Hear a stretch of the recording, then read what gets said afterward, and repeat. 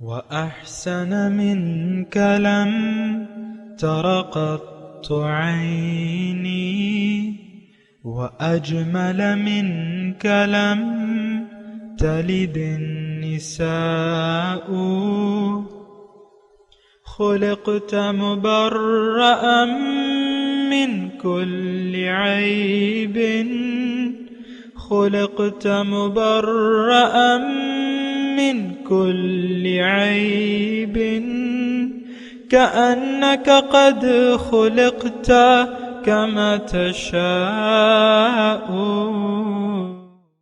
كتاب أنزلناه إليك مبارك ليدبروا آياته وليتذكر أولو الألباب.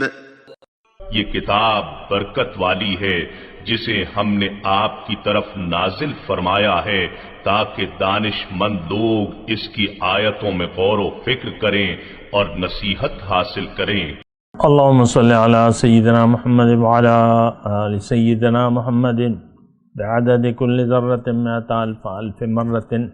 سامعین و ناظرین کرام، السلام علیکم ورحمۃ اللہ وبرکاتہ.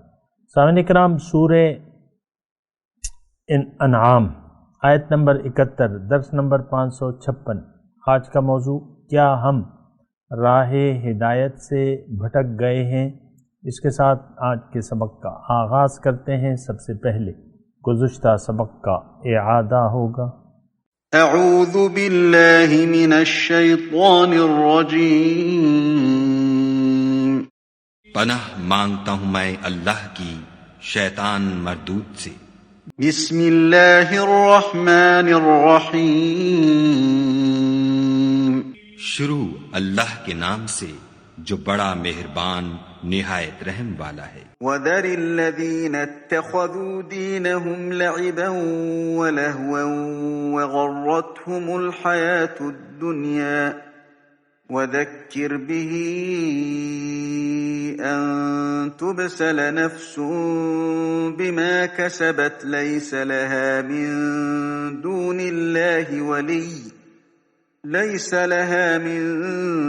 دون الله ولي ولا شفيع وإن تعدل كل عدل لا يؤخذ منها. أولئك الذين أبسلوا بما كسبوا لهم شراب من حميم وعذاب أليم بما كانوا يكفرون. اور جن لوگوں نے اپنے دین کو کھیل اور تماشا بنا رکھا ہے اور دنیا کی زندگی نے ان کو دھوکے میں ڈال رکھا ہے، ان سے کچھ کام نہ رکھو. ہاں، اس قرآن کے ذریعے سے نصیحت کرتے رہو تاکہ قیامت کے دن کوئی اپنے اعمال کی سزا میں ہلاکت میں نہ ڈالا جائے. اس روز خدا کے سوا نہ تو کوئی اس کا دوست ہوگا اور نہ سفارش کرنے والا، اور اگر وہ ہر چیز جو روئے زمین پر ہے بطور معاوضہ دینا چاہے تو وہ اس سے قبول نہ ہو. یہی لوگ ہیں کہ اپنے اعمال کے وبال میں ہلاکت میں ڈالے گئے. ان کے لیے پینے کو کھولتا ہوا پانی اور دکھ دینے والا عذاب ہے، اس لیے کہ کفر کرتے تھے. سامعین کرام، سورہ انعام آیت نمبر 71. قل اندعو من دون اللہ ما لا ينفعنا ولا يضرنا. آپ انہیں کہہ دیں کیا ہم اللہ کے سوا انہیں پکاریں جو ہمیں نہ نفع پہنچا سکتے ہیں نہ نقصان دے سکتے ہیں. وَنُرَدُّ عَلَىٰ أَعْقَابِنَا، اور کیا ہم اپنے الٹے پاؤں پھر جائیں. بعد اذ ہدانا اللہ، بعد اس کے کہ اللہ تعالیٰ نے ہمیں ہدایت دے دی ہے، سیدھی راہ دکھا دی ہے. کالذی استہوتہ الشیطان، اس شخص کی طرح. کیا ہم اس شخص کی طرح ہو جائیں جس کو جنگل میں جنہوں نے راستہ بھلا دیا ہو، فی الارض حیران، اور وہ حیران کھڑا ہو. لہو اصحاب یدعونہ الی الہدی ائتنا، ان کے لیے اس کے ساتھی اس کو راستے کی طرف بلاتے ہیں. قل انا، کہ تم ہمارے پاس آ جاؤ، کہ اس راستے کی طرف آ جاؤ. قل ان ھدی اللہ ھو الھدی، آپ کہہ دیجئے کہ ہدایت تو اللہ ہی کی ہے، اصل ہدایت تو اللہ ہی کی ہے۔ وَأُمِرْنَا لِنُسْلِمَ لِرَبِّ الْعَالَمِينَ، اور ہمیں حکم دیا گیا ہے کہ ہم رب العالمین کے سامنے سر جھکا دیں۔ سامعین اکرام، گزشتہ آیت اور یہ آیت تقریباً ایک ہی ہے، اور گزشتہ آیت میں اللہ تعالیٰ نے ہمیں بتایا تھا کہ جو لوگ دنیا کے فریب خوردہ ہیں انہوں نے اپنے دین کو کھیل تماشا بنا لیا ہے، اور آخرت میں ان کا برا حال ہوگا، اور دردناک عذاب ہوگا، اور نہ کوئی ان کا سفارشی ہوگا، نہ کوئی ان کا دوست ہوگا، اور ان کے لیے کھولتا ہوا پانی ہوگا پینے کے لیے۔ اور دیکھیں اس میں بھی اندعو من دون اللہ ما لا ينفع، قل اندعو من دون اللہ ما لا ينفعنا ولا يضرنا، ترجمہ تو خیر آپ نے سن لیا، لیکن اس کے مضمون پہ تھوڑا غور کریں کہ دنیا میں انسان یا تو ہدایت پر ہے یا ہدایت پر نہیں ہے۔ ایک مختصر سی بات ہے، اس پہ تھوڑا سا سوچیں۔ ہم تو دیکھیں ایک ایسے گہری غفلت میں اور ایسے خواب میں پڑے ہوئے ہیں، اور ایسا ایک کوئی بے ہوشی کا سا عالم ہے، اور اس نیم بے ہوشی ہے، اور ہم سمجھتے ہیں کہ ہم ٹھیک ہیں، ہم ہوشمند انسان ہیں، لیکن ہم پہ ایک نشہ ہے دنیا کا، دنیاوی زندگی کے فریب کا ایک نشہ ہے، اور اس میں ہم پڑے ہوئے ہیں، اور پھر ہم سمجھتے ہیں کہ ہم تو ٹھیک حالت میں ہیں۔ اور اگر آپ کہیں کہ بھئی تھوڑی سی مثال دے دو، تو میں مثال یہ دوں گا کہ ایک انسان مردان میں ہے،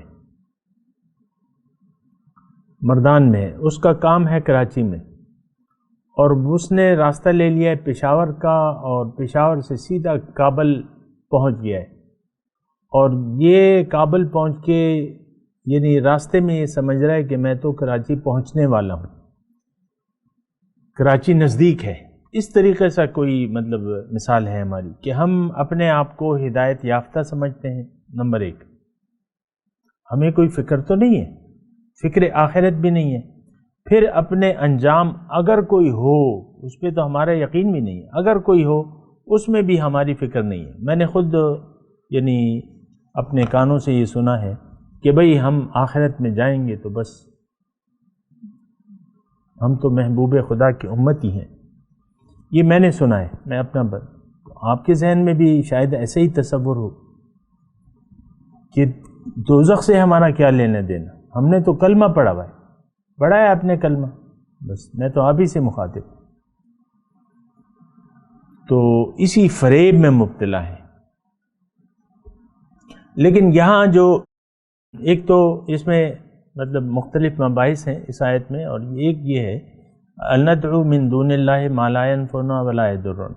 دیکھیں انسان کسی میں فائدہ دیکھتا ہے یا کوئی نقصان، کسی دباؤ میں آ جاتا ہے بعض وقت، یا کسی میں فائدہ تصور کرتا ہے تو وہ پھر اسی کی طرف جھک جاتا ہے، یعنی یہ ایک عام انسانی فطرت ہے۔ آپ دیکھ لیں سیل جب لگتی ہے، یہ خواتین کو معلوم ہے، اور جو بھی ہیں سیل، جو بعض اوقات وہ گڈ فرائیڈے کی بات ہے، امریکہ میں ایسا ہوتا ہے، ہماری اکثر سیل جو ہیں وہ تو فیک ہوتی ہیں، ہماری اکثر سیل جو ہوتی ہیں وہ ویسی ایک سیل کی بات آ گئی۔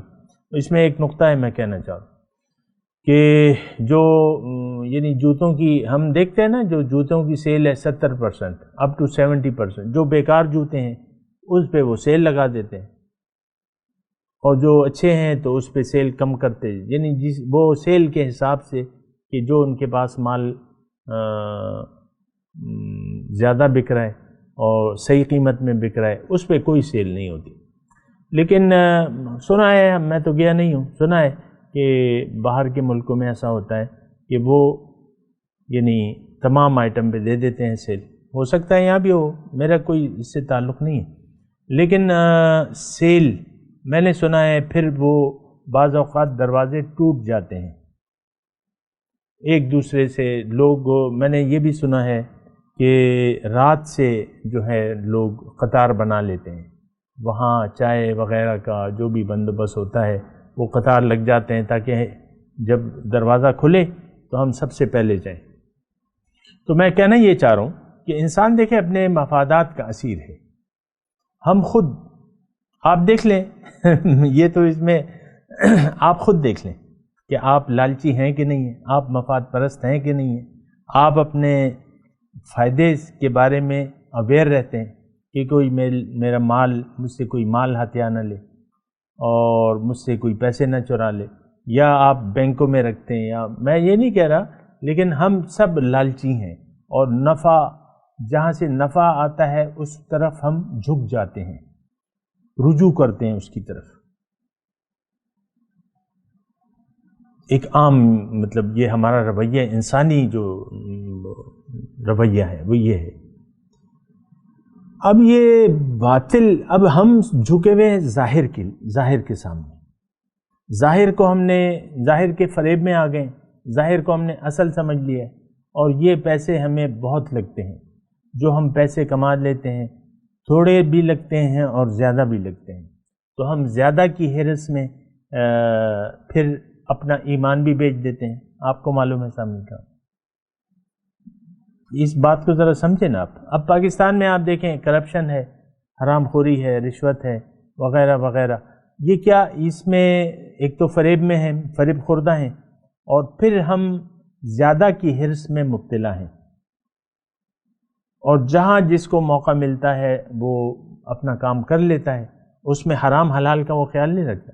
میں اصل میں یہ بات کہہ رہا ہوں کہ نفع اور نقصان، ہم نفع کے پیچھے جاتے ہیں، نفع حاصل کرنا چاہتے ہیں، لیکن دیکھیں ٹھیک ہے، وہ بات تو ٹھیک ہے، لیکن آپ کو حقیقی نفع دیکھنا چاہیے، لیکن ہم حقیقی نفع تو نہیں دیکھتے، کیونکہ ہماری آنکھوں پہ تو دنیا کی پٹی پڑی ہوئی ہے۔ اب جنت بھی تیار ہے، جنت تیار ہے، حضور صلی اللہ علیہ وسلم نے اس کا مشاہدہ کیا ہے۔ حضور صلی اللہ علیہ وسلم نے ایک مرتبہ نماز میں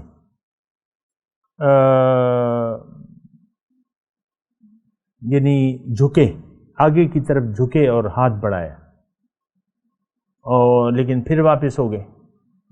صحابہ نے پوچھا کہ حضور کہ کیا نماز کے طریقے میں حکم بدل گیا ہے، اب ہم ایسے کیا کریں گے جیسے آپ نے کیا؟ حضور نے فرمایا نہیں، مجھے جنت دکھائی گئی، میرے سامنے جنت لائی گئی، جیسے مفہوم میں بیان کروں تو اس کے انگوروں کا ایک خوشہ میں نے توڑنا چاہا، اس کے لیے میں نے ہاتھ بڑھایا،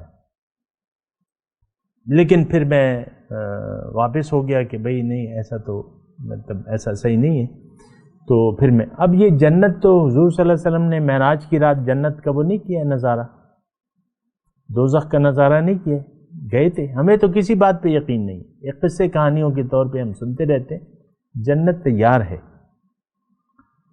ابو جعفر یہ تیار جب شہید ہوئے تو حضور نے فرمایا وہ جنت میں ہے،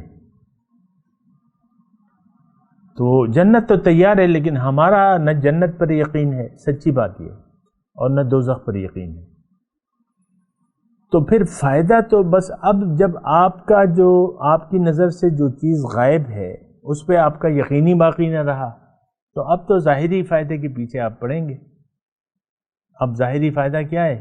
یہی مال دولت اولاد، یہ وہ، یہ گھر میرا ہے، یہ وہ میرا ہے، اور میرا میرا کہتے آپ قبر کی مٹی میں چلے جاتے ہیں۔ حتی زرتم المقابر، تکاثر جو ہے اللہ تعالیٰ نے فرمایا نا کہ الہاکم التکاثر حتی زرتم المقابر، غفلت میں ڈال دیا ہے تم نے، تکاثر نے تمہیں، یعنی زیادہ کی حرص نے تم میں غفلت میں پڑ گئے ہو، یہاں تک کہ تم مقبروں تک جا پہنچتے ہو۔ تو یہاں اندعو من دون اللہ ما لا ينفعنا ولا يضرنا، یہ انداز تو ذرا دیکھیں کہ آپ ان سے کہیے کہ کیا ہم اللہ کے سوا ان ہستیوں کو پکاریں جو نہ ہمیں نفع دینے کا اختیار رکھتی ہیں نہ نقصان دینے کا اختیار رکھتی ہیں۔ اب یہ بہت ایک بلیغ جملہ ہے، بہت وضاحت کے ساتھ ہے، تو کہ حقیقت میں اگر کوئی نفع دینے والی ذات ہے تو وہ ایک اللہ کی ہے، لیکن چونکہ اللہ پہ ہمارا ایمان نہیں ہے، عقیدہ نہیں ہے، وہ نظر نہیں آ رہا، تو اس کا یہ مطلب تو نہیں ہے کہ وہ ہے نہیں۔ باطن تو ظاہر میں باطن موجود ہے، ظاہر میں باطن موجود ہے۔ اس جملے پہ تھوڑا آپ غور کریں نا۔ اب دودھ ہے، دودھ آپ کے سامنے ایک 5 کلو دودھ رکھا ہوا ہے یا 10 کلو رکھا ہوا ہے، تو اس میں آپ کو پتہ لگ رہا ہے کہ اس میں مکھن نظر آ رہا ہے، دودھ میں دودھ ہے۔ آپ کو گھی نظر آ رہا ہے؟ نہیں، دونوں چیزیں نہیں نظر آ رہی، لیکن دودھ میں تو موجود ہے۔ تو جو چیز نظر نہیں آ رہی، تو یہ بات درست نہیں ہے کہ وہ موجود ہی نہ ہو۔ اور بات یہ ہے، میں آپ کو ایک بات کہوں، جو چیز نظر نہیں آ رہی اصل وہی ہے، ایک کھلا راز ہے یہ۔ یعنی ہم راز کا، میں یہ کہہ رہا ہوں کہ ہمارا تو یقین نہیں ہے، راز جسے ہم نہیں جانتے۔ اب میں ہوں، آپ ہیں، آپ تو نظر آ رہے ہیں لیکن آپ نظر نہیں آ رہے، لہذا ہم وہ ہیں، ہم وہ نہیں ہیں جو کہ نظر آ رہے، ہم وہ ہیں جو کہ نظر نہیں آ رہے۔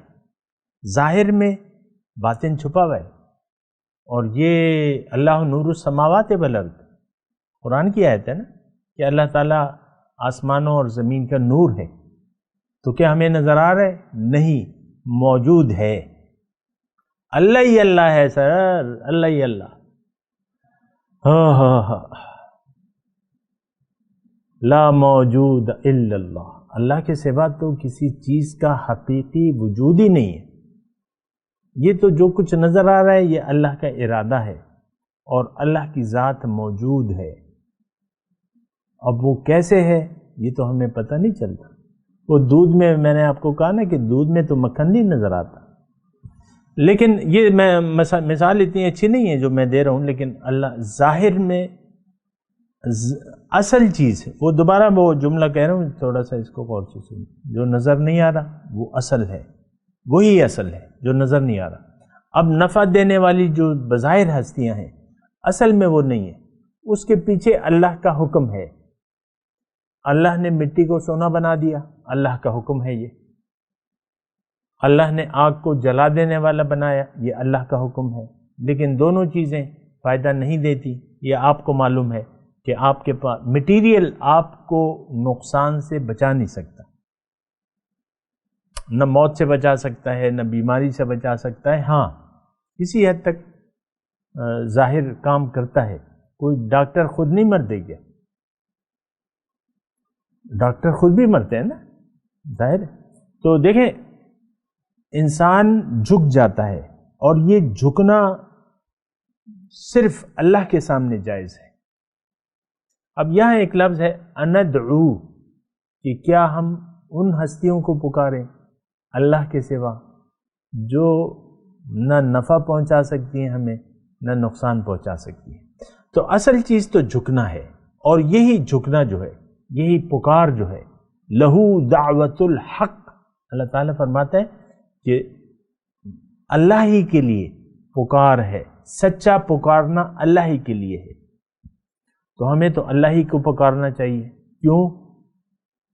کہ اللہ نے ہمیں پیدا کیا ہے، اور اللہ ہی میرا رب ہے، اور یہ کائنات، یہ زمین، یہ نعمتیں، یہ اللہ تعالیٰ نے میرے لیے بنائی۔ بتائیے، کوئی اور ہے اس کا فائدہ اٹھانے والا، اس کائنات کا، ان تمام نعمتوں کا، جس کو میں اور آپ استعمال کر رہے ہیں؟ نہیں ہے، اور کوئی بھی نہیں ہے۔ میں فائدہ اٹھا رہا ہوں۔ کس نے پیدا کی ہیں؟ اللہ نے پیدا کی ہیں۔ کون مالک ہے؟ اللہ مالک ہے۔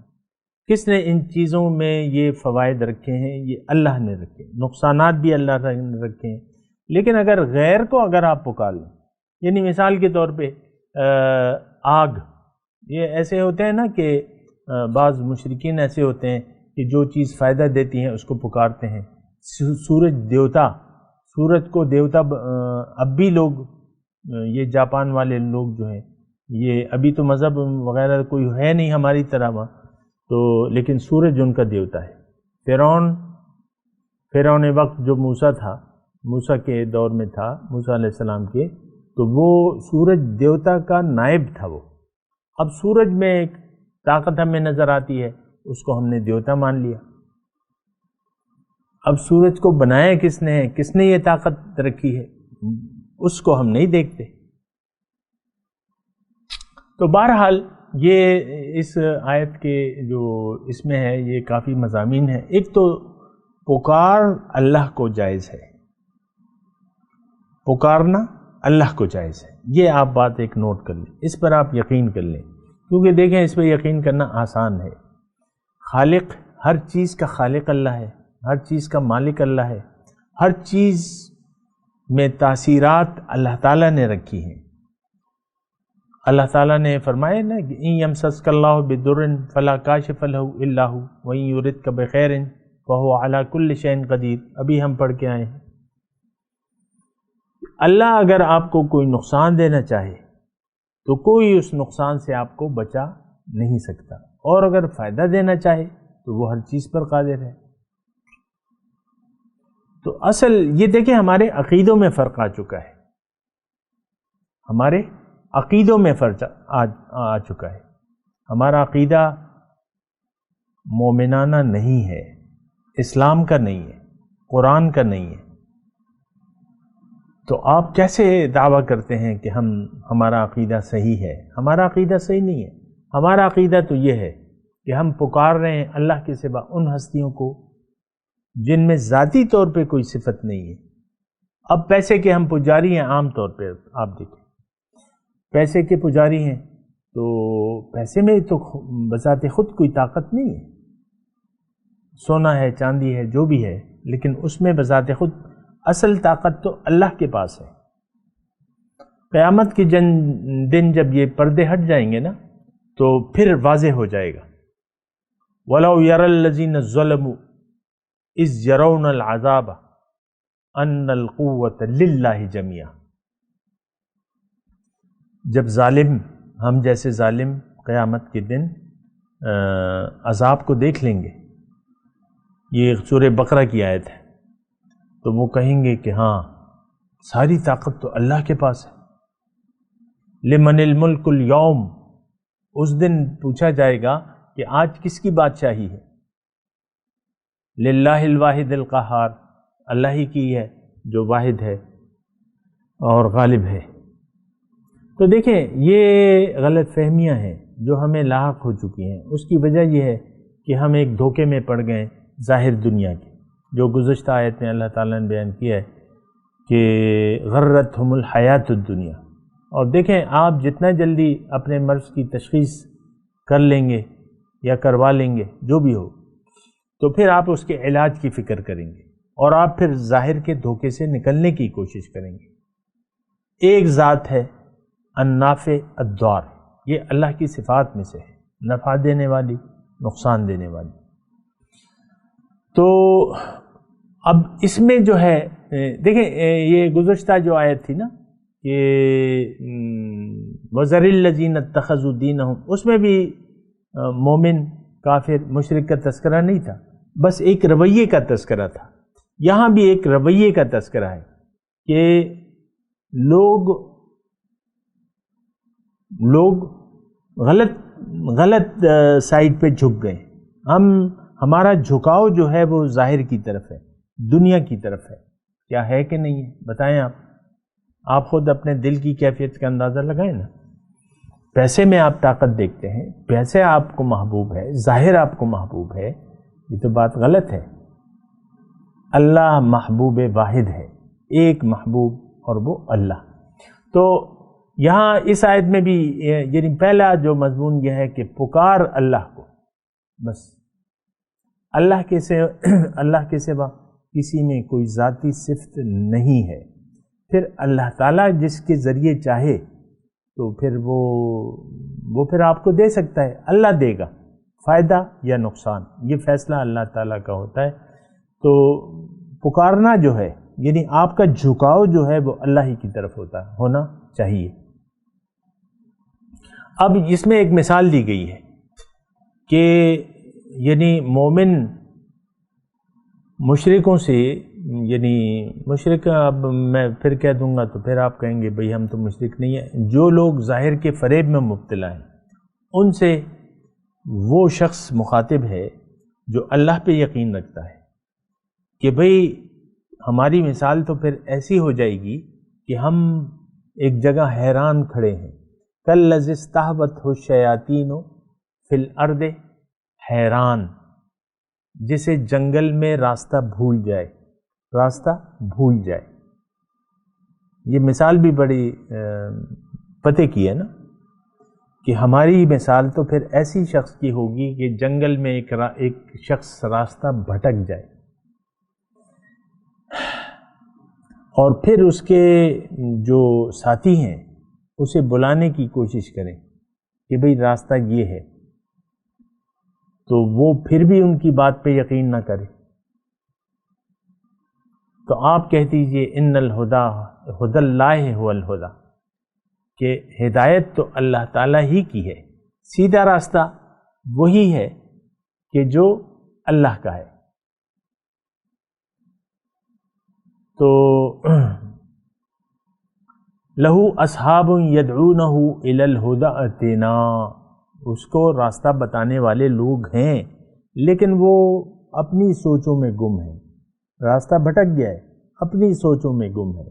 آپ ان سے کہیے کہ بھئی راستہ تو، ہدایت تو اللہ ہی کی ہے، اور ہمیں یہ حکم ہے کہ ہم رب العالمین کے سامنے سر جھکا دیں، اپنے رب کے سامنے سر جھکا دیں۔ بہرحال یعنی اس آیت میں کافی مضمون ہے سامعین کرام سوچنے سمجھنے کے لیے۔ اس وقت ہماری جو کیفیت ہے وہ حیرانگی کی نہیں ہے اس مثال کی روح سے، لیکن یہ مومن کہہ رہا ہے غیر مسلم کو کہ بھئی پھر تو میں حیران کا حیران رہ جاؤں گا، پھر اور دوسرا کون ہے، دوسرا راستہ کون سا ہے؟ ہدایت تو اللہ ہی کی ہدایت ہے، اور اگر میں راستہ بھٹک جاؤں، اگر کوئی بھی راستہ بھٹک جائے جنگل میں، اور اس کو یعنی تمہاری مثال ایسی ہے کہ تمہیں ہم پکار رہے ہیں کہ ہدایت یہ ہے، تو وہ یقین کرنے کے لیے تیار نہیں ہے۔ یعنی خلاصہ، یعنی میں خلاصہ بیان کرتا ہوں، تھوڑا سا مشکل نہیں ہے زیادہ مضمون، دیکھیں ہماری مثال ایک بھٹکے ہوئے انسان کی سی ہے، ہم اپنے آپ کو بھٹکا ہوا نہیں سمجھتے، ہم بھٹک تو گئے ہیں، دنیا کے جنگل میں ہم حیران کھڑے ہوئے ہیں، لیکن بوجوہ چونکہ ہم ایک دھوکے میں آ گئے ہیں، اب ہمیں لگتا ہے یہ ہے کہ جو ہم نے راستہ اپنے لیے پسند کیا ہے دنیا داری کا یا جو بھی ہے تو وہی ٹھیک ہے۔ اب جو اللہ تعالیٰ کی طرف سے بلانے والے ہیں آپ کو، آپ ان کی بات پہ دھیان ہی نہیں دیتے۔ آپ دیکھ لیں درس قرآن، ہمارے جو درس قرآن یوٹیوب پہ موجود ہیں ان کو سننے والے کتنے ہیں؟ ہم تو اللہ تعالیٰ کی طرف بلا رہے ہیں لوگوں کو، ہماری دعوت تو اللہ کی ہے، تو کتنے لوگ اسے سن رہے ہیں؟ سن ہی نہیں پا رہے نہیں سنتے، نہ قرآن کو سمجھنے کی کوشش کرتے ہیں نہ سنتے ہیں۔ بہرحال تو ایسا ہے کہ ہم بھٹک گئے ہیں اور اہل حق ہمیں بلا رہے ہیں لیکن ہم ان کی بات کو سننے کے لیے تیار نہیں ہیں۔ سچی بات یہ ہے کہ ہدایت جو ہے وہ اللہ ہی کی ہے، اور ہمیں حکم بھی یہی ہے اور کامیابی کا راستہ بھی یہی ہے کہ ہم وَأُمِرْنَا لِنُسْلِمَ لِرَبِّ الْعَالَمِينَ، کہ ہم اپنے رب کے سامنے سر جھکا دیں۔ مضمون جاری ہے، میں تلاوت کرتا ہوں، میرے ساتھ دہرائیے۔ اعوذ باللہ من الشیطان الرجیم، بسم اللہ الرحمن الرحیم۔ ترجمہ سنا دیں سامعین کرام، وقت کم ہے۔ قل اندعو من دون اللہ ما لا ينفعنا ولا يضرنا،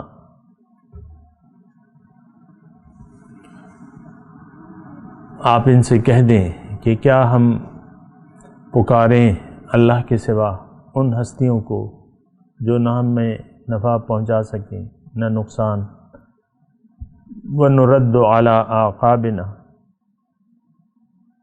اور کیا ہم الٹے پاؤں پھر جائیں، بعد اذ ہدانا اللہ، اس کے بعد کہ اللہ تعالیٰ نے ہمیں سیدھی راستہ دکھا دیا ہے۔ کالذی استہوتہ الشیاطین فی الارض حیران، گویا کہ ہماری مثال تو پھر اور اس شخص کی طرح جنگل میں بھٹکے ہوئے شخص کی طرح ہو جائے گی جس سے جنہوں نے راستہ بھلا دیا ہو۔ جن کا مطلب اصطلاحی معنی ہے، مطلب اس راستہ بھول گیا ہے، یعنی اور اس کا کوئی خاص مطلب نہیں ہے۔ لیکن جنہوں نے تو ہم نے گمراہ بھی کر دیا ہے، اور جن تو ہمارا دشمن بھی ہے، شیطان ابو الجن جو ہے۔ بہرحال معنی ہو سکتے ہیں۔ لہو اصحاب یدعونہ الی الہدی ائتنا، اس کے ساتھی اس کو راستے کی طرف بلاتے ہیں کہ آ جاؤ ہمارے پاس، اور وہ حیران ہے۔ قل ان ھدی اللہ ھو الھدی، آپ کہہ دیجئے کہ ہدایت تو اللہ ہی کی ہے۔ وَأُمِرْنَا لِنُسْلِمَ لِرَبِّ الْعَالَمِينَ، اور ہمیں حکم دیا گیا ہے کہ ہم سر جھکا دیں رب العالمین کے سامنے۔ اب ان آیت کی تلاوت اور ترجمہ۔ اعوذ باللہ من الشیطان الرجیم، پناہ مانگتا ہوں میں اللہ کی شیطان مردود سے۔ بسم اللہ الرحمن الرحیم، شروع اللہ کے نام سے جو بڑا مہربان نہایت رحم والا ہے۔ قل اندعو من دون اللہ ما لا ينفعنا ولا يضرنا ونرد على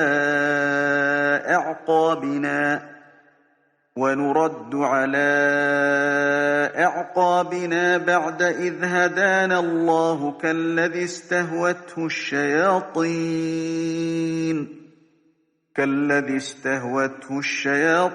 في الأرض حيران له أصحاب يدعونه إلى الهدى ائتنا قل إن هدى الله هو الهدى وأمرنا لنسلم لرب العالمين۔ کہو کیا ہم خدا کے سوا ایسی چیز کو پکاریں جو نہ ہمارا بھلا کر سکے نہ برا، اور جب ہم کو خدا نے سیدھا رستہ دکھا دیا تو کیا ہم الٹے پاؤں پھر جائیں؟ پھر ہماری ایسی مثال ہو جیسے کسی کو جنات نے جنگل میں بھلا دیا ہو اور وہ حیران ہو رہا ہو، اور اس کے کچھ رفیق ہوں جو اس کو رستے کی طرف بلائیں کہ ہمارے پاس چلا آ۔ کہہ دو کہ رستہ تو وہی ہے جو خدا نے بتایا ہے، اور ہمیں تو یہ حکم ملا ہے کہ ہم خدا رب العالمین کے فرما بردار ہوں۔ سامعین کرام، اس کے ساتھ آج کے درس کا وقت اختتام کو پہنچا۔ اگلے درس میں انشاءاللہ ملاقات ہوگی۔ وآخر دعوانا ان الحمدللہ رب العالمین۔ مولایا صلی وسلم دائما ابدا علی حبیبک خیر الخلق کلہم۔